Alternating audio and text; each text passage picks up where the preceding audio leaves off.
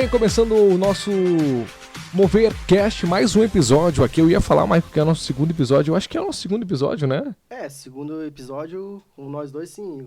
Tem a parte do Pastor Olivar, né? Que é o Fala Pastor, né? Mas de talk de entrevista é o nosso segundo episódio, né? Vai ser o segundo, sim. Então tá, começando hoje recebendo o nosso querido amigo Pastor Jair Oliveira. A gente vai trocar uma ideia falando sobre a história desse homem, né?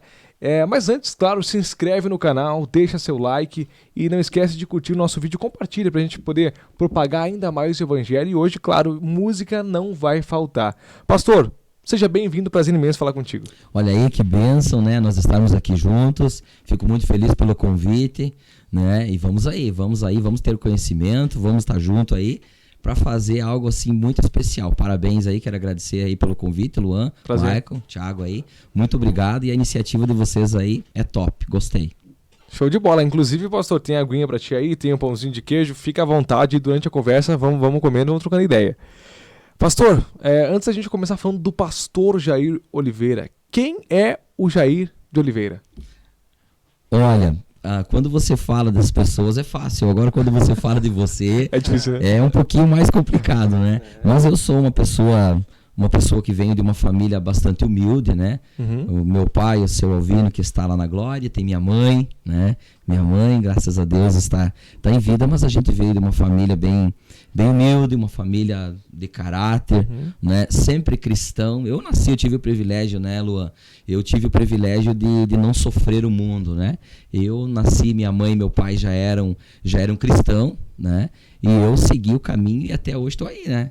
Então, sou esse Jair aí, trabalho, né? Tenho minha profissão e sou pastor também. Pastor, empresário, pai, músico, eu quero saber mais de ti, assim, pastor, da onde que tu veio, a tua origem, tu me falou que veio de uma origem humilde, mas de que cidade que tu veio, como é que foi tua escola, como é que foi essa vida, esse lado do Jair, que muitas vezes o pessoal vê o pastor Jair, mas não sabe o que ele já enfrentou, não sabe as pedras que ele já pisou, as risadas que ele já deu, não é verdade, pastor? Verdade, né? Muitas pessoas não conhecem a história, né? Não conhecem a história. Mas eu sou natural da cidade de Ponte Serrada, né? Nascido e criado na cidade de Ponte Serrada. Bacana. Estudei meu ensino fundamental, né? De primeira a quarta série, estudei na Escola Isolada Nereu Ramos.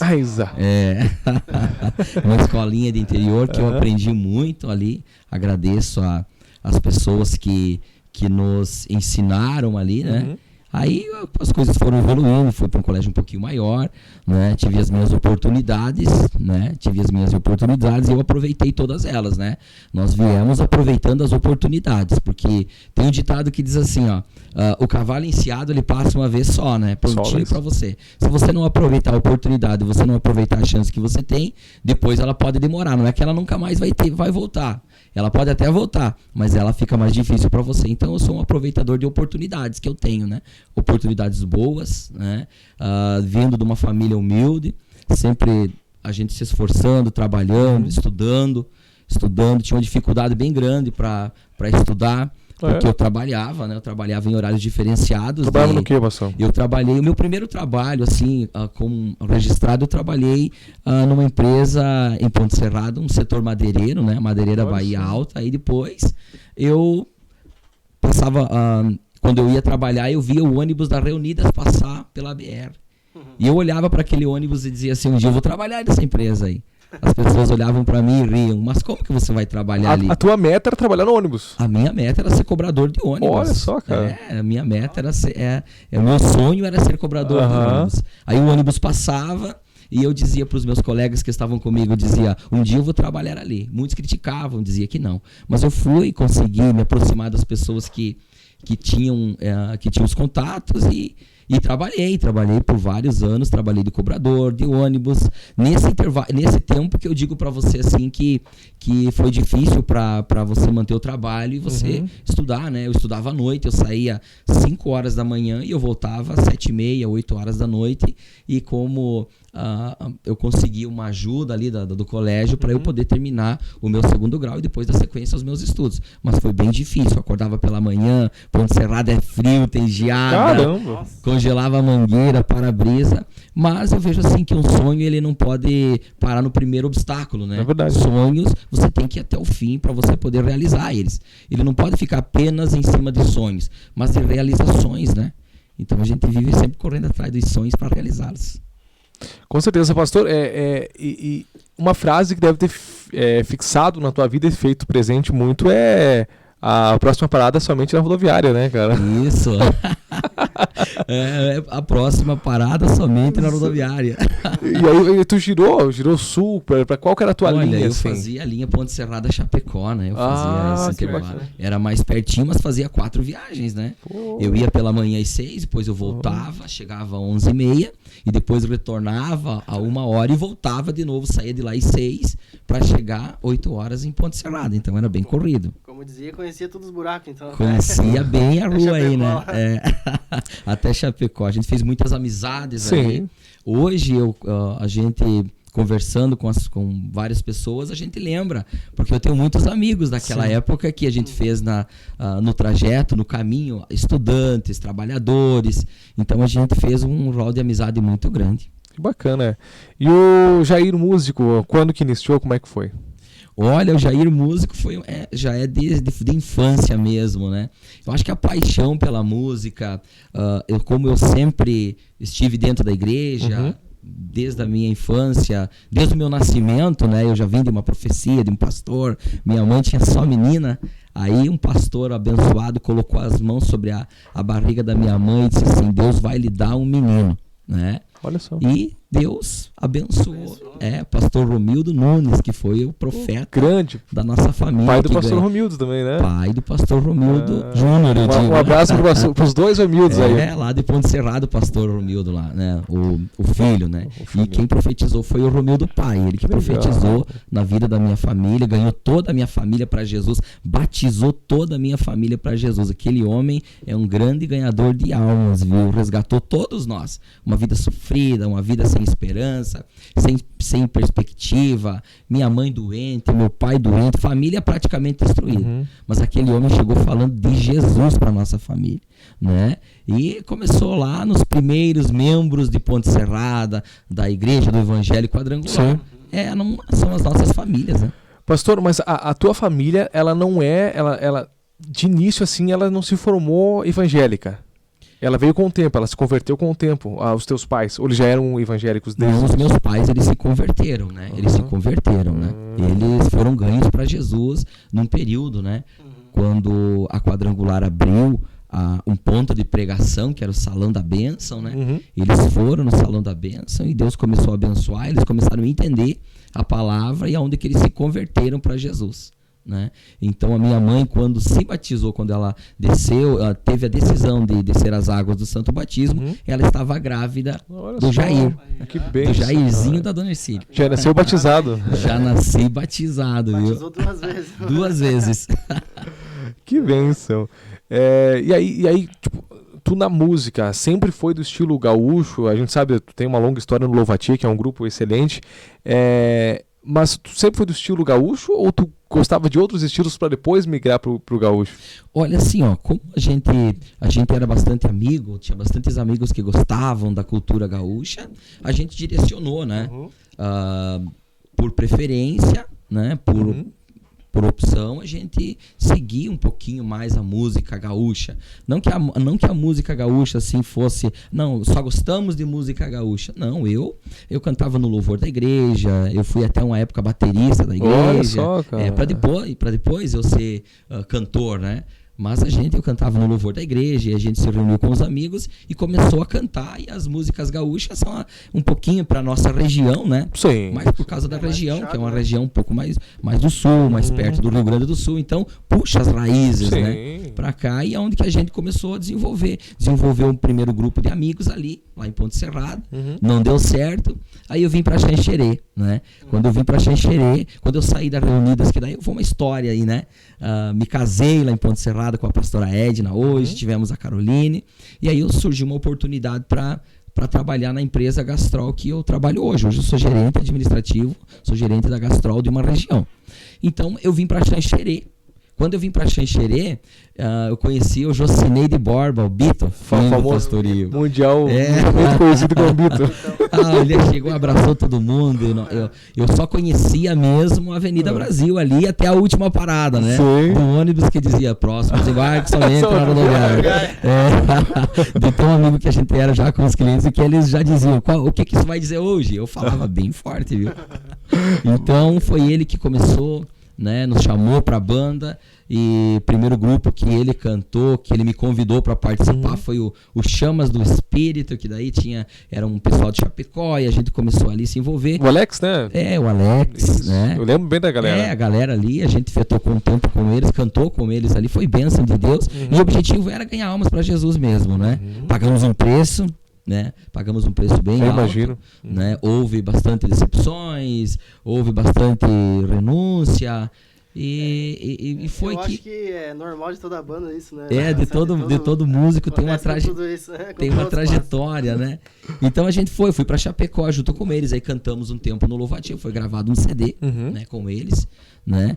E depois o grupo, a gente decidiu sair, parou por um período a banda, né? Conosco, a banda continuou. Nós paramos, né? E depois a gente ficou meio que sem chão, né? Era o que a gente gostava de fazer. Aí os amigos vinham ali em casa, até tem o Matias, que é o nosso gaiteiro. Grande Matias. Um abraço, Matias. E os meninos ali, a gente se reunia ali em casa e a gente conversava, né, sobre banda. Aí um dia o Matias disse assim, vamos iniciar uma banda, Jair? Eu disse, não tenho força mais. Ele disse, não, vamos iniciar, Deus se agrada, você gosta. E começamos. Começamos a arrumar umas caixinhas, e aí já conversamos com o pessoal ali que estava um pouquinho parado, todo mundo já concordou, e aí a gente montou o Louvatier, né? O Louvatier até hoje. E como é que tá hoje o Louvatier, pastor? Olha, o Louvatier nós temos aí, temos o grupo, né? Temos o Louvatier, a gente louva o Senhor, né? Agora, por causa da pandemia, deu uma paradinha, mas a gente tem projetos aí futuros aí pro Louvatier, viu? Bacana. Tem música, tem uma música aí que meu coração já tem dom. Música nova tá pra sair, então. Show de bola. Gente, antes da gente seguir conversando com o pastor Jair de Oliveira, não esquece de curtir, compartilhar e se inscrever no canal, ativar o sininho, tá bom? Só antes da gente, eu não quero matar esse assunto aí do Louvatier, tá?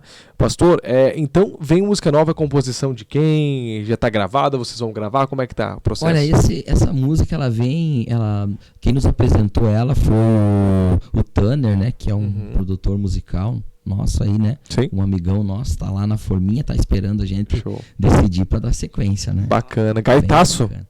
Uma música mais envolvente, assim. Tranquilo, show de bola. Não vamos dar spoiler, deixa acontecer. Mas vai ter pancadão, viu? Show de bola. Mas vai tremer o chão. É mais que um single? São uns 2, 3 vocês vão gravar? As músicas... É um EP? Vão lançar mais que uma música? Sim, tem umas 3, 4 músicas. Que bacana. A gente tá até vindo aí pra fazer um clipe aí das músicas. Que bacana, que show. Bem legal aí. O Louvatier vem com força. Né? Que bom, amém. Glória a Deus. Tremendo o chão. Tá faltando um pouco de volta isso, os louvorzão que tinha, né, cara? Depois dessa pandemia, acho que pelo menos aqui, nossa igreja, aqui, a região, não sei se teve o louvorzão ainda que tinha. Olha, antigamente a gente... Era bom demais, né? Nossa. É que na verdade assim, ó. Aquela comunhão, os irmãos cantando, se alegrando. Isso, com certeza, nesse ponto sim. Mas o que eu digo é assim, ó, tanto no estilo de vocês, pastor, que é o Teen Music, digamos assim, isso, quanto o nosso, que era o rock, pop rock, o worship deu um pedala robinho em nós, né, cara? Porque não sei o que vocês pensam, cara, mas o worship chegou e puff, na nossa orelha aí, cara. Ele vai embora. Na verdade, o worship ele veio com assim, ó. Uma coisa mais prática, uma coisa mais fácil. Eu não tô criticando. Sim. Eu critico, eu gosto. O pessoal da minha igreja canta muito worship e eu gosto. Não, aqui também a gente solta um pad e vai, né? O pad vai, agora... Mas eu sinto falta daquelas notas mais avançadas, sim, daquela coisa, daquela música mais... técnica. Isso, pra mim é uma coisa tão... É como se fosse um mantra. Fica naquilo ali, entendeu? Pra quem gosta, ok, respeito, beleza. Sim, show. Mas o que eu quero dizer é que nós do rock, e que nem vocês do gaúcho, nós tivemos que nos adaptar de certa maneira pra poder acompanhar, porque, né? Não vamos ser tão, assim, reacionários de, não, aqui não, né? Não, peraí, vamos entender esse lado aí também, musicalmente falando. Pastor, falando um pouquinho do teu lado gerente, que você frisou antes e tal, como é que é o Jair, sei lá, visionário nesse sentido? Eu sempre fui uma pessoa assim que eu corro muito atrás daquilo que eu sonho e eu tenho um alvo sempre, né? Eu tenho comigo algo que eu tenho como meta na minha vida, que é saber onde é que eu estou e onde é que eu quero chegar. Sim. Né? Então eu vejo que na empresa eu sou bastante visionário, sim. Eu sou uma pessoa muito estrategista também, né? Já vai fazer 17 anos que eu sou gerente dessa empresa, né? E que tem dado certo, a empresa tem evoluído e até hoje nós estamos no mercado. Passamos bastante dificuldades, né? Esse também é um momento de bastante dificuldade, que não só no setor que eu trabalho hoje, mas em vários setores, mas eu acredito que esse setor que eu trabalho hoje, que é o gás de cozinha, né, que é o GLP, que é um combustível, né, tá passando assim por várias modificações, preços muito altos, mercado brigando muito, não só o mercado nacional, mas o mercado internacional, né? Internacional. Vocês têm que acompanhar. Isso é um problema internacional, não é um problema mundial. Isso. Não é um problema apenas do setor Brasil, né? Vocês têm que acompanhar os valores mundiais para fazer o valor local de vocês, é isso? Isso mesmo. Você acompanha a moeda, você acompanha o dólar. O dólar foi o combustível, vou falar em combustível, né? O Sim. combustível, que seria o diesel, a gasolina e o gás de cozinha, eles foram dolarizados, então eles acompanham o dólar. Se o dólar der alta... Então essa questão que nem a Rússia lá, a Rússia é um dos maiores fornecedores do gás lá para a Europa, não é? Sim. Então isso deve ter prejudicado muito, né? Afeta muito nos preços, né? Internacional. Afeta muito. Com certeza. E nós aqui no Brasil já havíamos sentindo isso, mas hoje mais, né? Mas o fato do senhor ter tido sucesso nessa área é porque o senhor tem gás, né? Isso aí, né? Cara, essa é muito ruim, né? Isso aí aí tem gás pra vida toda, né? Pastor, e o Jair pastor, como é que foi essa transição do Jair missionário / músico pro Jair músico pastor, digamos assim, já de apacentade, tá dentro da igreja? Olha, Luan, eu digo pra você que pra mim, hoje é maravilhoso, eu jamais trocaria, né, e troco essa função pastor, né? Quando surgiu o Jair pastor, foi que meio que inesperado, né? Eu sempre estudei, fiz o curso teológico, fui atrás do conhecimento, mas por que eu queria? Porque eu queria chegar na igreja do pastor Olivar, eu gostaria de chegar na igreja dos pastores e ele não é apenas um músico, ele também é um auxiliar de pastor, né? Ele também é um auxiliar de pastor. E por isso, então, quando surgiu o Jair pastor, porque desde a minha infância eu vi os pastores sofrendo muito. A gente sempre foi muito próximo do pastor. Eu vi os pastores passando dificuldade, eu vi os pastores passando fome, eu vi os pastores sendo humilhados. Então, por esse motivo, eu não queria ser pastor. Não porque eu não admirava. Sim. Porque eu via o sofrimento que eles tinham. Cuidava da ovelha ali, cuidava do irmão, consertava o casamento. E aí, quando a pessoa estava bem, abandonava o pastor, deixava ele de lado. E aquilo, eu me machucava com isso. Só muda a geração, né? Então, sabe, isso assim, pra mim, pastor eu não esperaria ser, né? É como diz, eu não sou pastor por opção, eu sou pastor por vocação. Sim, né? ok, Fui amém. vocacionado a ser pastor. Então, quando eu fui convidado a ser pastor, para mim foi um choque, né? Conversamos com a pastora Edna, porque ela sempre quis ser pastora. Olha só que legal. A pastora Edna, ela sempre quis ser pastora. Perguntavam para ela, você está fazendo para quê? Eu quero ser pastora. Aí quando chegava em mim, disse, não, eu não quero ser pastor. Eu quero ser cobrador de ônibus. Eu quero ser... Não, já não era mais, já era gaizeiro. Já era gaizeiro, né? Então daí passou. Aí eu chegava, não, eu não quero ser pastor, eu quero ser músico. Aí Deus me deu tudo mesmo. Nós tínhamos um ônibus lindo, nós tivemos um equipamento muito bom, qualidade top. A banda já estava cantando, já estava sendo convidada, sendo contratada, e até hoje até hoje chamam nós para tocar e cantar. É uma bênção de Deus, certeza. Né? Praça, feiras... mas a banda estava assim muito boa, né? A gente já estava alcançando, já tinha entrado em São Paulo, né? Já tinha entrado em Marília, já tinha entrado em Rancharia e já tinha agenda já para várias regiões ali de dentro de São Paulo. A banda estava boa mesmo, estava bem cogitada, mas só que daí Deus me chamou para o ministério pastoral. Quando eu assumi a igreja, tinha um membro só. Olha só. Tinha só um membro, a irmã Maria, ela tinha 80 anos. Então, quando a gente assumiu a igreja, foi uma dificuldade para mim, porque a banda era meu sonho, era a minha namorada, né? A pastora Edna que disse, era tua namorada. Aí sim, aí quando eu ia tocar, ficava a pastora Edna na igreja e meu coração ficava dividido. Aí o coração ficava dividido, né? E quando eu tava lá, e já ligava para saber como é que tava a igreja, quantas pessoas tinha? Tinha 3. Quantas pessoas tinha? Tinha 4. Então aí foi que Deus me chamou mesmo. Não, você tem que preparar o teu coração para você tomar uma decisão. Ou você vai ser pastor, ou você vai ser cantor. Aí eu disse, meu Deus, e agora? O que eu vou fazer? Eu relutei mais um pouquinho. A igreja não crescia. Sim. Aí eu orando pela madrugada, falando com Deus, o Senhor, numa palavra, falou comigo, aonde está o teu coração, está a tua riqueza. Onde está o teu coração? Se o teu coração está dividido, não tem como eu operar. Se o teu coração está dividido, você vai ter que escolher o que você vai querer. Né? E aí veio uma outra palavra para mim, que era momento de dar uma segurada, uma freada no ônibus Scanião 113. aí a gente deu uma segurada, deu uma paradinha e eu me direcionei do setor pastoral mesmo, né? Cuidando da empresa e cuidando da igreja. Aí Deus foi abençoando, Deus mandou, começou a encher, as pessoas começaram a vir, ganhando almas para Jesus. E hoje está um trabalho bem, bem lindo, bem maravilhoso. Mas a minha opção, pastor Jair, isso foi Deus mesmo que colocou no meu coração. Eu dormi, à noite eu dormi dizendo que não queria ser pastor. No outro dia, a pastora Edna se surpreendeu comigo, porque ele disse, se eu tiver uma oportunidade, eu quero ser pastor. Nossa, que bênção. Não, é o trabalhar de Deus, né? É o agir dele. Eclesiastes 3, né? É isso aí mesmo, tempo para todas as coisas, né? Deus prepara tudo, né? Com certeza.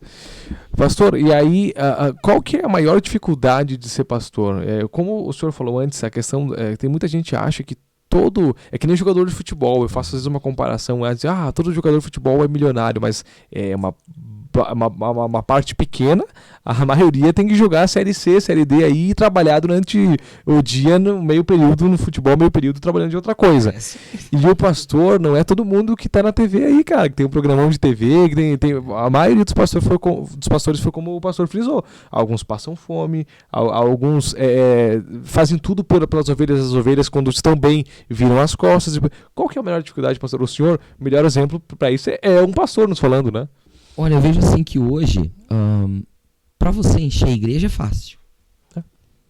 Encher a igreja é muito fácil. Agora, você manter uma igreja no caminho, na direção, é mais difícil. Não é só no falar, é no teu exemplo. Quando você fala, você vai atrair um monte de pessoas, mas o que vai arrastar as pessoas vai ser o exemplo. Então a maior dificuldade hoje enfrentada é o exemplo, porque você é um espelho. Você está toda hora refletindo uma imagem para alguém. E essa imagem, como servo de Deus, como pastor, tem que ter uma postura de pastor, né? Então a maior dificuldade hoje no mundo que a gente está vivendo hoje, é o exemplo. É você ter um exemplo. Pastor, eu não sei se é o mesmo método. Outrora eu já conversei com psiquiatras e psicólogos em termos de entrevista e eu pedi para eles como que vocês fazem para ouvir tantos problemas das pessoas e não acarretarem os problemas para vocês. Aí um me falou um dia, a questão que eu vou usar você como exemplo, Luan. O problema do Luan é do Luan, eu apenas ouço. Só que no caso do pastor é diferente, cara. Porque aí você tem uma ovelha que está embaixo da tua cobertura espiritual. Como resolver? Olha, é assim, nesse quesito não tem como você não dividir os problemas com as pessoas. Se a pessoa está enfrentando um problema, você está enfrentando junto com ela. Então, o difícil é você se manter firme, né? Você precisa ter muita fé, muita oração, e não adianta dizer, não, eu só vou te ouvir e não vou me envolver naquilo que você está dizendo. Porque daí não vai acontecer aquilo que precisa ser feito. Porque nós, pastores, nós não trabalhamos apenas com uma psicologia humana. Nós temos a espiritualidade, né? Que é o que você precisa motivar dentro da pessoa. Para dentro dela, ela gerar aquela fé e ela sair daquele problema que ela está se encontrando. Agora, quando ela não sai, que ela é mais dificultosa, que às vezes é tão fácil, né? Mas o problema está tão acarretado ali que ela não consegue sair, é a obrigação do pastor abrir a visão dela e junto com uma pessoa, o pastor entra na mesma história. Então, para o pastor aconselhar e não entrar junto é muito difícil. São poucos pastores que conseguem ter esse domínio, né? De ele chegar, saiu da casa da pessoa, ele esquecer. Não é que esquecer. Ele deixa o problema com a pessoa, ele vai para casa. Ele vai por um determinado período, caminho, ele vai pensando naquilo até ele chegar na porta da casa. Mas sabe o que eu pedi pro meu Deus? Eu sempre falo assim, Senhor, não deixe que o problema daquela pessoa venha fazer com que eu pare, ou que pese para mim. Porque eu quero ser um instrumento para ti. Então eu digo, Senhor, quando eu colocar a mão na maçaneta do meu carro, que esse problema não faça parte mais da minha vida, porque ele foi apresentado para ti. Então que o Senhor faça da melhor maneira. Amém. E assim que tem sido. Com certeza. Amém. É como se fosse também uma forma de escudo, né? Porque normalmente tu chega na pessoa, tipo, normalmente quando ela chega na igreja, às vezes ela não conhece muita palavra até, né? E você se coloca na frente para defender ela naquela parte espiritual e tu recebe como diz, a primeira porrada vem... A primeira pancada quem leva é você, né? Tem, né? A primeira pancada sempre é o pastor que leva, porque você está abraçando, porque você está cuidando. Mas se nós pastores não cuidar, quem que vai cuidar, né? Né? Então é um trabalho bem árduo, bem difícil, né? Mas eu vejo que Deus ele dá 24 horas para nós. E as 24 horas que ele nos dá precisa ser bem aproveitado. Eu começo a trabalhar 7 horas da manhã e eu paro 6 horas da tarde. Aí 6 horas da tarde. A igreja trabalha muito, a nossa igreja trabalha muito. Desde segunda a segunda. Todo dia tem uma movimentação. Mas não trabalho sozinho. Eu trabalho com uma equipe junto comigo. Com certeza. Né? Que trabalha comigo. Mas... tem que ter horário para tudo, tem que dar jeito para tudo. Tem 24 horas bem aproveitada, você consegue fazer tudo. Pastor, dentro de uma igreja, ou na visão de trabalho, de avivamento, de funcionamento, como é que funciona a questão, por exemplo, o senhor consegue observar a necessidade da igreja? Não, eu preciso dar um up na parte espiritual. Eu preciso dar um up na parte do avivamento, na parte musical. Como é que vocês observam esses detalhes? Olha, o pastor, primeira coisa que ele tem que ser um bom observador, né? Ele é um pastor que ele está direcionando. Então, vamos comparar a igreja como um ônibus, né? Que você está na direção e tem um monte de passageiro e tripulante que precisa chegar num destino. O nosso destino, que nós pastores... convidamos as pessoas a seguir junto conosco, é o céu. Cara, eu gostei dessa analogia. Boa. Eu vi isso. Foi de uma pessoa que me motivou. Faz todo sentido. Isso tirou um peso assim muito grande do meu ombro. Na questão, quando você falou ali, eu falei com o psicólogo falou para você que como que consegue, né? Nós temos que entender que nós estamos levando uma embarcação, tripulantes, né? Então, passageiros, né? Passageiros. E nem todos vão chegar no destino junto com você. Uns vão parar no primeiro ponto. É verdade. E uns vai parar no primeiro ponto, isso que alegra. Uns param no primeiro ponto, mas 2, 3 embarcam junto com você e seguem. Então, desembarca um ali, quando bate assim, ó, quando tem aquela campainha do ônibus, né? Bate ali, bate a campainha, vou parar aqui, quero parar aqui, bate de novo, porque ela tá com urgência para parar. Então, para. Então, o que o passageiro, o que o pastor tem que fazer? Ele tem que ser um analista. Não, parou. Então, até aqui eu te trouxe em segurança. Essa é a nossa concepção. Porque se nós pregamos a verdade transformadora, regeneradora, salvadora, é a palavra de Deus que vai fazer a diferença na vida das pessoas e não apenas a nossa amizade. A gente cria um vínculo, cria uma amizade, mas não vai ser isso que vai fazer a pessoa ir até o final junto com você. Então, por isso que nós temos que entender isso, né? Então, voltando. Então, cada um embarca e outro desembarca. Então, assim a gente vai até um ponto, né? Mas na questão da igreja, na questão do louvor, na questão de palavra, o pastor precisa ser muito observador, né? Ele tem que entender, porque ele está na direção. Então ele tem que dar um freio, ele tem que dar uma acelerada, ele tem que ver o que está acontecendo dentro da igreja. Se o louvor não está bom, o que está acontecendo com o louvor? O que nós vamos ter que fazer para melhorar, né? Como nós temos lá um coordenador, como a gente tem uma equipe junto, que trabalha junto, a gente decide junto. Sim. Ó, precisa melhorar aqui. Eu quero que seja assim. Vocês me ajudam aqui? Sim, então tá bom. Então agora a gente vai fazer dessa maneira. E todos estão na mesma visão. A principal arma contra o inimigo dentro de uma igreja é todos estar na mesma visão que é Cristo. Isso é a melhor coisa que uma igreja, um grupo de louvor precisa estar, né? Mas o pastor precisa ser muito analista, ele tem que saber quando é que ele precisa buscar. Eu não posso ler a Bíblia hoje e amanhã eu não ler mais. Eu não posso ler só a Bíblia, eu tenho que ler o jornal. Eu não posso ler só o jornal, eu tenho que ler uma revista.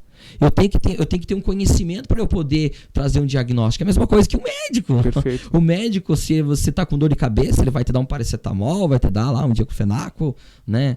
Ele vai te dar alguma coisa. E nós precisamos levar uma palavra que venha ser renovadora, inspiradora, que venha tirar aquele peso. E a palavra renovadora e transformadora é a palavra de Jesus. Então não tem nada de diferente, né? Como é que tem uma frase que diz assim, ó, nada se faz, tudo se transforma, né? E na questão da igreja é da mesma maneira. É a transformação do dia a dia e você observar as mudanças. Você precisa observar isso. Dentro da igreja, digamos assim, ó, de uma igreja, tem pessoas que gostam de rock, tem pessoas que gostam de pop, tem pessoas que gostam do estilo gaúcho, tem pessoas que gostam do estilo sertanejo. Então, quando o grupo de louvor chega para a igreja, ele não vai poder apenas cantar aquilo que ele quer. Totalmente. Primeira coisa. Ele não vai, não, eu gosto, eu vou tocar só isso. Eu vou tocar só o chip. Já pensou? O pastor Jair chegar lá e no embalo da vaneira no machão. Não tem como, né? Não tem como. Né? Não tem. Então, alguns vão gostar, outros não. Então, eu vejo que o ministério de louvor, né? Que é um ministério que abre o céu, que eu vejo que é uma ferramenta que cria uma atmosfera maior dentro da igreja. Para a palavra de Deus, o louvor precisa estar bem aprumado. E o pastor precisa enxergar para não deixar que ninguém venha se perder que está perto dele. Né? Com certeza. Então, precisa estar uma analisada nisso. Inovar sempre, né? Eu vejo também, se ficar sempre na mesma coisa, também é daquele... A igreja... Vai estagnar, né? Dá estagnada, né? Ela dorme. Negócio, tem um ditado que os pastores mais tempo de ministério do que eu dizem assim, ó, se o pastor sentar, o povo deita. Então é dessa maneira que a gente tem que enxergar a igreja. E faz todo sentido. Faz todo sentido. Pastor, como é que você avalia a igreja? A igreja que eu digo não necessariamente a igreja quadrangular, a igreja do modo geral. Igreja. Isso, do modo geral. O reino. Isso, a igreja hoje, como é que você vê a igreja no futuro? Eu digo isso no sentido de que mudanças estão acontecendo, tecnologias estão chegando, tem o próprio metaverso que está chegando aí também. Essas coisas, querendo ou não, preocupam até certo modo. Algumas são ferramentas, outras talvez sejam armadilhas. Como é que é a tua visão? O que você acha de que maneira a igreja pode se preparar? E eu faço uma pergunta junto. Você acha que já está chegando o início das dores, que já está próximo da volta de Cristo? Sabe o que eu vejo assim, Luan?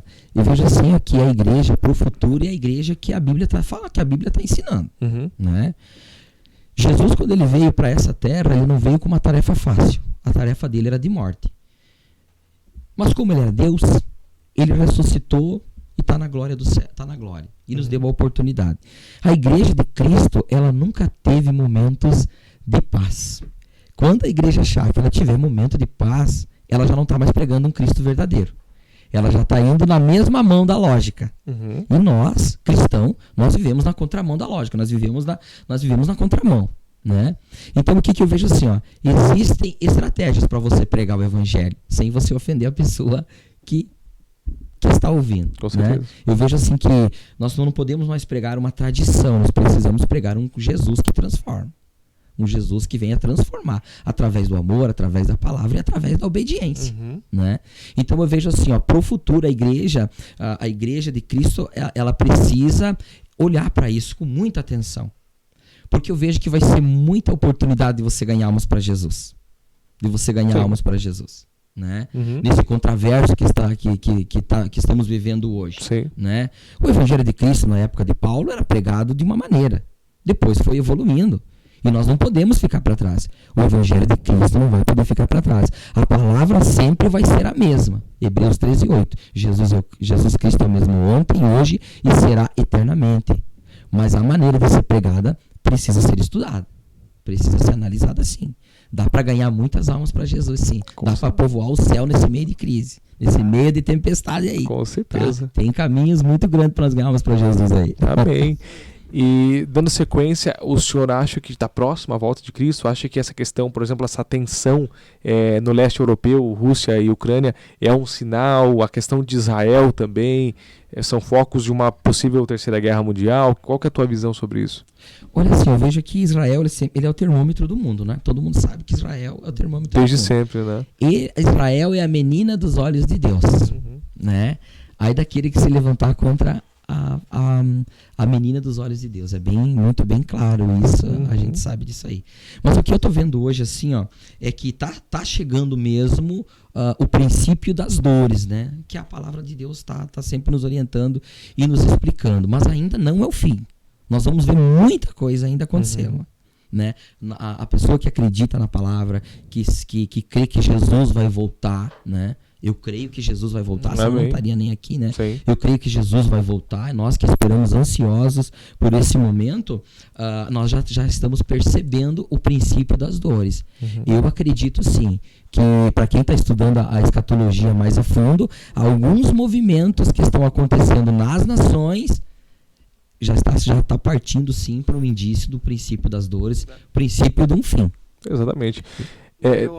Uma parte dessa aí a gente vê com uma forma de alegria, né? Porque a gente, desde que quando a gente vai pra igreja, a gente o Apocalipse, todo mundo, os de fora, tem uns que dão risada, né? Aí, tipo, agora a gente vê as coisas acontecendo, tá aí, ó, que você deu risada, tá aí, tá chegando. Então, isso pra nós às vezes para um outro pode ser um motivo de tristeza, mas pra nós tá uma alegria, né? É verdade. A volta de Jesus tá próxima. Tá próxima. A gente já sente isso no ar, né? Pra quem não tá em Cristo, eu aconselho que esteja em Cristo. Porque vai ser o único caminho que vai levar até Deus, que vai levar ao céu. O que comprou a passagem, né? O que comprou a passagem, né? Que deu o direito, tá aqui o bilhete, já foi comprada, não custa nada. É uma graça que custa caro para Jesus. Qual que é a última parada? É o céu, né? É a eternidade, é o céu, né? E aí tem os galardões que nós vamos ganhar, tá? Em nome de Jesus. Mas para quem estuda escatologia, para quem tem um pouquinho de entendimento nessa área, o Apocalipse é um livro maravilhoso de revelações. Nele está contido os maiores mistérios que muitas pessoas têm medo de descobrir. Ele se chama Revelações em outras religiões, né? Apocalipse é para nós cristãos. Pastor, essa questão do nome de Deus, né, que vem do hebraico, que são quatro letras, o Yod, Vav, Rei, Vav, alguma coisa assim, Yod, Rei, Vav, Rei. A gente sabe que foi depois do apóstolo Paulo, que quando foi pregar na Grécia, o pessoal pediu quem era o seu Deus, né, o seu Zeus. Ele falou que o meu Zeus é Teus, que a gente virou teologia, que é Deus, né? Que é Deus. Essa visão de trazer o Theos para o português, que é obviamente o nosso idioma, o senhor acha que na sua visão, o senhor não acha que de repente a igreja deveria ensinar também a questão dos originais, ou seja, chamar Deus também por Yahweh, que também vem do hebraico, ou ensinar esse outro lado da história, ou o senhor acha que dessa maneira tradicional, como está acontecendo, é legal? É uma pergunta totalmente aleatória. Olha, eu vejo assim, aqui o ensinamento, o conhecimento, nós precisamos ter. Porque para eu poder fazer alguma coisa, eu vou ter que ter um conhecimento. Então as pessoas precisam conhecer de Deus. Eu, de toda essa trajetória, de todos os estudos que você tem, que você busca, que você compreende, eu fico com o Deus eu sou, que é o Deus de Moisés. Eu fico com esse, tá? Amém. Eu fico com esse, como eu sou. É o Deus que pode fazer todas as coisas, né? Então, mas eu acho assim que as igrejas... É claro que para você pregar num público e você apresentar alguma coisa dessa maneira, algumas pessoas vão se sentir atraídas, outras não vão. Sim. Então é muito relativo para você poder começar a ensinar. Claro que não se pode deixar de ensinar, o conhecimento vai ter que ter, mas aí existe uma escola bíblica, existem os cursos. As igrejas hoje, elas vêm com uma ferramenta maravilhosa que é a escola bíblica. Verdade. Aquilo que é um auxílio para os pastores. Olha, eu tenho na minha igreja, dá mais ou menos umas 70 pessoas a 80 que estão frequentando a escola bíblica. O conhecimento, né? Começa pela escola bíblica, começa pelo discipulado primeiro, depois ele vem conhecendo a igreja, os princípios da igreja, porque cada igreja ela tem ali as suas hierarquias, a sua ordem, né? Então ela vem conhecendo a igreja, depois ela começa a aprofundar na palavra de Deus, que é a parte mais importante. Com certeza. Que aí o que acontece? É uma ferramenta que vai ajudar você a explicar sobre Deus para as pessoas. Com certeza. Né? Porque Deus e deuses tem muita diferença, né? Total. Né? Com certeza. Então, tanto é o D, né? Na Bíblia, o Deus com letra maiúscula é o Deus, né? Letra minúscula é o Deus do mundo, que a gente sabe quem é. Pastor, a gente vai... cara, o papo tá muito bom, né? O pessoal que tá curtindo aí, olha aí, ó. literalmente curte, compartilha, deixa seu comentário e se inscreve no canal aí. Nós estamos conversando com o pastor, empresário, pai, né, esposo, músico e ex-cobrador de ônibus, pastor Jair de Oliveira, uma figuraça do bem, cara, bem suado. Esse foi de cobrador a proprietário e... Tu viu como é que são? Motorista, não foi? Né? Não, motorista não. Não fui motorista de ônibus, eu não fui. Falta essa aí. Eu tinha intenção, viu? Mas nem os canos do Lovatia não pegou pra dar umas bandas? Sim. Sim. A categoria da minha carteira é AE, viu? Já dirigi o ônibus, mas tem o Wanderson, que é motorista muito 10. Manja, né? Manja. E é um cara muito legal. E da trajetória é essa, hoje tenho uma família abençoada, Deus me deu 3 filhos, né? A Carol, né? Uma bênção de Deus, o Jefferson e o Henrique. E a pastora Edna, né? Que como é que eu posso te dizer? É o que proporcionou tudo isso para nós. Nós somos uma família feliz, somos uma família que crê no Senhor Jesus e que vivemos aquilo que pregamos. É difícil, mas nós ganhamos a nossa vizinha para Jesus. Amém, que bênção. Não do falar, mas pelo nosso exemplo. Pelo exemplo. Então ela testemunha isso, a gente pode falar disso, né? Deus. Então nós somos uma família feliz, filhos maravilhosos, um trabalho abençoado que é a Gastrol, um trabalho abençoado. O meu patrão, seu José Carlos Rossi, o Juca, é uma bênção de Deus na nossa vida. Então Deus tem nos abençoado. A igreja está uma bênção de Deus mesmo. A gente se surpreende com aquilo que Deus está fazendo naquele lugar, né? Eu sempre falo assim, nós só precisamos estar debaixo de uma visão de Deus e se colocar como peça nesse projeto dessa visão, né? Porque muitas pessoas dizem, quando você foi que cresceu, eu fui uma peça que Deus colocou, mas já era projeto dele crescer aquele lugar. Se Deus não nos colocasse lá, ele ia colocar uma outra pessoa que quem sabe ia estar com o coração no trono de Deus e ia dar certo. Então eu vejo assim, que eu sempre quero ser uma peça para esse quebra-cabeça se fechar. Que bênção. Amém. Pastor, para a gente começar a dar seguimento para a reta final da nossa conversa aqui, a gente vai fazer algumas perguntas mais direcionais para ti. Né? No sentido, a primeira a gente crê na volta de Cristo, mas que ao morrer a gente vai dormir, né, esperando a volta de Cristo, depois, o julgamento, e depois a gente vai para o céu. Estou resumindo, bem resumido aqui, para eu chegar na minha pergunta. Qual que é a visão que o senhor tem dessa fase da volta de Cristo e o que o senhor acha que tem no céu, ou de que maneira que o senhor vê Nova Jerusalém, enfim? Olha, eu vejo assim, que o que acontece, né? Como a gente estuda um pouquinho, né? Não é muita coisa, mas a gente está se aprofundando mais. Um pouquinho de escatologia, a gente sabe assim, que a pessoa, depois que ela morreu, ela é como, a gente sabe que ela é movida de corpo, alma e espírito, né? Então, morreu, ela é feita do pó, ela vai voltar para o pó, né? O espírito pertence para Deus e a alma, ela precisa se encontrar, ou é céu ou é inferno, né?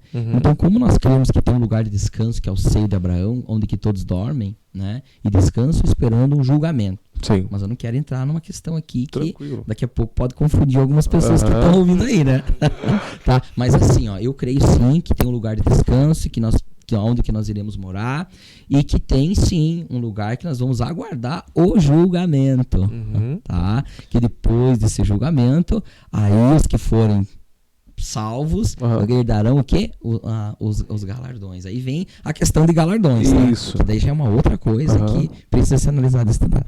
Mas o céu, como é que o senhor imagina que seja? Na tua visão pessoal, na opinião do Jair. Tira um pouquinho o pastor. Olha, na minha opinião, nós vamos chegar no céu e nós não vamos esquecer, nós vamos entrar com vestes limpas, purificadas, mas nós não vamos, digamos, eu não vou conhecer o Luan. Eu compactuo dessa visão. Eu vou conhecer você. Eu também acho. Qual seria a intenção do céu? é nos tirar de um lugar difícil, um lugar ruim, um lugar de maldade, aonde que nós teremos um corpo eterno. Então eu acho, eu creio que nós iremos nos conhecer lá e nós iremos falar desse momento lá. E eu também acho, pastor, que não teria sentido a gente ir para lá sem ter essa memória física ou memória que a gente viveu aqui, sem ter lá, tipo, de não lembrar quem é quem, pelo menos, porque daí não ia fazer sentido, tu ia viver assim, eu penso dessa forma. Eu penso dessa forma, que a gente vai conhecer, a única coisa assim é que nós não vamos ter dor, e não vai existir a morte. Sim. Né? Mas eu já imagino caminhar nas ruas de ouro, já cristal. Né? Falando disso. Não é? Senhor. Conhecer Abraão, falar com Isaac, dar uma puxada em Davi, eu gosto muito dele, mas poxa vida. Eu ia falar sobre isso. Verei Abraão? Cara, eu acho que eu vou ser muito chato, cara, porque eu vou querer ficar trocando ideia com esses caras direto, entendeu? E tem tantas coisas, né? Vamos fazer um podcast lá no céu, eu preciso fazer com o Abraão, cara. Chama lá. Por isso que Paulo diz, tem muitas coisas assim que é loucura pra quem não conhece. Exatamente. Entende, né? Mas essas coisas loucas desse mundo é as que vão fazer diferença. Totalmente. Mas a aulinha de harpa lá pro Davi lá. Eles diziam, Davi, você foi o cara, mas você caiu, você era músico abençoado, por que você vai fazer uma coisa dessa? E por aí o diabo você corra, da mulher você fuja do diabo e corra da mulher. Caramba. Claro que a gente já entrou em um papo descontraído aqui, mas eu creio sim que a gente vai ter um lugar de descanso, aonde que vai ter, né, as pessoas que irão subir, né, pelo toque das trombetas, o primeiro arrebatamento, aí vem vindo as coisas acontecendo, né? Com certeza. Podemos estar nós aqui, daqui a pouco nós subimos, eu creio nisso, tá? Amém. Eu creio no arrebatamento da igreja, dos que foram arrebatados em vida, e os que descansam no Senhor, que esperam e aguardam o julgamento. O arrebatamento é para nós que estamos vivos, né? E o julgamento é porque os que estão ali, né? Os que estão dormindo aí, os que estão mortos de vida terrena, né? Amém. Mas a alma está aguardando o julgamento aí, que daí vai ser: mostre-me as suas mãos. Amém. Pastor, o senhor tem algum sonho? Olha, eu sou um sonhador. Eu sou uma pessoa assim que eu sou um visionário, né? Eu tenho muitos sonhos, eu tenho muitos projetos, né? Eu não paro, né? As pessoas que estão ao meu redor, eles sabem como eu sou. Eu não sou uma pessoa, como que eu posso dizer, ansiosa, mas eu sou visionário. Eu sei os caminhos que eu preciso chegar até lá, né? Eu preciso chegar até lá. Mas sonhos, pastor, eu tenho um sonho. Qual o teu maior sonho hoje? Antes eu dizia que o meu sonho seria alguma coisa material, né? Mas hoje o meu maior sonho, o maior desejo da minha vida é que meus filhos, a minha família vejam em mim alguém que pôde trazer para eles algo de Deus. É o meu sonho. Se eu conseguir isso, eu já estou feliz na minha vida. Já realizei o meu sonho. Mas deixa eu puxar o assado pro teu lado. Na minha visão, eles já têm essa percepção de ti. Na minha opinião. Amém. Eu tenho certeza. Pastor... Mas sonhos assim, você sonha em ter um carro, você sonha em ter materiais, sonhos materiais. Eu digo assim, eu sou feliz com tudo aquilo que Deus me dá hoje. Amém. Porque eu nunca sei aquilo que Deus vai me dar amanhã. Quem sabe Ele me entregue hoje, Ele me deu algo hoje e amanhã Ele possa dizer, não, Jair, você precisa se preparar melhor. Então eu sou feliz com aquilo que Deus me dá hoje. Eu sou muito feliz com aquilo que Deus me dá hoje. Se Deus me deu condição hoje, amém. Se Deus não me deu, amém. Mas se Deus me dá amanhã, eu vou ficar feliz. Eu me projeto. Sim. Eu tenho uma projeção. Eu tenho uma visão de crescimento. Né? Você tem uma visão de crescimento, não só para a igreja, mas como para a empresa que eu trabalho e para minha família, né? Porque tem pessoas que elas chegam numa faixa etária da vida, ou num departamento, ou numa etapa da vida que elas acham que já parou, que tá bom, que agora é só, não, agora eu vou desfrutar e deu. Não, eu vejo assim que nós sempre temos algo a mais para nós fazer e nós desenvolver, nós contribuir. Com né? certeza. Então eu assim, tenho muitos sonhos, projetos, né, para frente, sim. Eu tenho um sonho maravilhoso. Hoje eu sonho bastante com a igreja, sonho bastante com o ministério, né? Quando eu falo em ministério e igreja, E não falo apenas na igreja do Evangelho Quadrangular. Que eu sou muito grato a esse ministério. Foi onde eu nasci, fui batizado 3 vezes. Fui batizado 2 vezes e consagrado uma vez, né? Então eu sou muito grato ao ministério Quadrangular, mas vejo assim que todo aquele que pregar um Jesus Cristo ressuscitado, um que transforma e que muda, está sendo válido, né? Está sendo válido. Eu vejo dessa maneira. Amém. O senhor tem algum arrependimento na sua vida? O que eu possa me arrepender hoje? Só o que eu me arrependo? O que eu me arrependeria hoje? Se eu pudesse fazer diferente hoje, meu Deus, mas isso assim, é bom que o senhor não lembre de algo. Sabe, eu não posso dizer assim, ó, o que você se arrependeu. Sei lá, eu não me arrependo assim de nada do que eu fiz, de nada do que eu não fiz, né? Eu assim não tenho um arrependimento, se eu pudesse eu ia fazer melhor, né? Mas eu não vou desmerecer de tudo aquilo que eu fiz, porque tudo foi um sacrifício para chegar onde que eu cheguei, para fazer o que foi feito, né? Então eu não tenho do que me arrepender hoje, assim, dizer, você tem alguma coisa que você se arrepende, que você podia... Eu não tenho assim, Luan. Vivendo a vida mesmo, olhando para a minha vida, para minha família, para o meu trabalho, desde a infância, desde a minha infância, porque quando você me fez essa minha pergunta, você me levou lá na minha infância.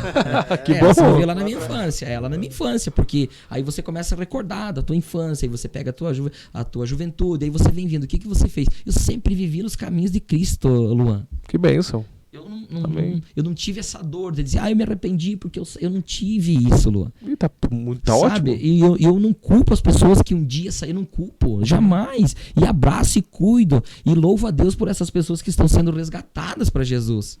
Você entende, Luan? Mas então, se para dizer, você tem alguma coisa que você se arrepende? Não, Luan. Tudo que eu fui intenso em tudo que eu fiz. Eu sempre procurei dar o meu melhor em tudo que eu fiz. Se não deu certo, não foi por falta de vontade, não foi por falta de interesse. Se não deu certo, era porque Deus não quis que desse certo. Mas não por falta, assim, de dizer, você não se esforçou, você não deu certo porque você não correu. Não, então... De tudo que aconteceu, de bom e de ruim, eu não tento que me arrepender. Amém, com certeza.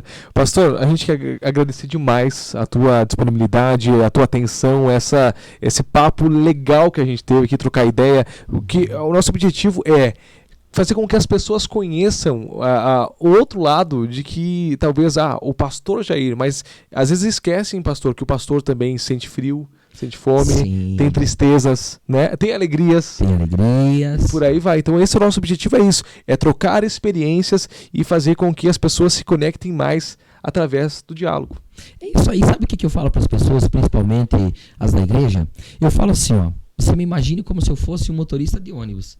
Eu falo assim mesmo. Imagine como se eu fosse um motorista de ônibus e que nós temos um lugar para chegar. Porque nós não estamos saindo sem destino. Nós temos um início e nós vamos ter um fim. E eu estou na condução desse ônibus hoje. Se você sentir, você ficar confortável para você viajar comigo nessa viagem, para você sentir segura, venha comigo. Se você não se sentir seguro e você vê que alguma coisa vai atrapalhar você lá na frente, você pode puxar a campainha e você pode desembarcar. Eu sou bem tranquilo nessa questão. Mas eu faço a questão de dizer assim, nós temos o mesmo objetivo, nós temos o mesmo alvo e nós queremos chegar todos juntos lá. Então fique junto nessa embarcação para nós chegar no ponto final. Para mim chegar e dizer assim, próximo desembarque, mostrando suas mãos para Jesus. Amém, com certeza, sem sombra de dúvidas. Tá certo. Gente, a gente conversou com o pastor Jair de Oliveira, né? Que é Jair de Oliveira ou Jair Oliveira? É Jair Gonçalves de Oliveira. Isaac. Mais um no meio ali. Mais um no meio. Pastor da Igreja Quadrangular, vai lá, Maico. Sempre tem um que a gente esconde, um sobrenome no meio, né? Mas era muito comprido. Todo mundo, né? Era uma frase. Frase ficou o nome da pastora Edna, o nome dela ficou Edna Correia da Silva Gonçalves de Oliveira. É a frase mais linda do mundo. É ela. Eu disse, amor, você é a frase mais linda da minha vida. Não, e a prova de amor, pastor, o senhor sabe tudo, né? Eu sei decorar tudo, é a prova de amor. Verdade. Gente, muito obrigado por todo mundo que curtiu, compartilhou e que ficou com a gente, né? Pode comentar, deixa aí o seu comentário, né? Muito obrigado mesmo pelo carinho da audiência. Deixa eu mandar um abraço especial aí pro meu cunhado Luiz Fernando, pra minha irmã Sabrina e meu sobrinho Gael, que congregam da igreja. Olha pastor, aí, né? Luísa, Sabrina, o Gael, família amada, presente de Deus para nós. Amém. Viu? Presente de Deus que Deus colocou nas nossas mãos ali para nós cuidar, e são bênção de Deus. Eu amo o outro, Luísa, Sabrina, o Gael. Agora o Gael já tá mais interagido com a gente ali. Tá bênção, viu? Tá bênção. Vai lá, bom, guri. Vai, sim, vai, gosta da bateria. Vai lá, Umas coisas mais lindas. Chega o final do culto, ele vai lá, daí ele dá um abraço na gente, já olhando na bateria, né? E já direciona lá pro pai dele e pra mãe dele. Ele quer batera. Tá se levantando música. Oh, amém. Mas assim, né? A criança sempre se engana a bateria, né? Que nem a minha lá. Vai tocar teclado, filho. Vai pra bateria. bateria. Sempre chama atenção, né? Nas crianças é a bateria, o barulho. É verdade, né? Mas que bênção. Amém. Gente, muito obrigado mesmo. Deus abençoe. Agora a gente vai degustar um pouquinho dos pães de queijo que era pra gente comer enquanto a gente conversava e o papo foi e não rolou. Deus abençoe, um forte abraço e até o próximo episódio. Tchau.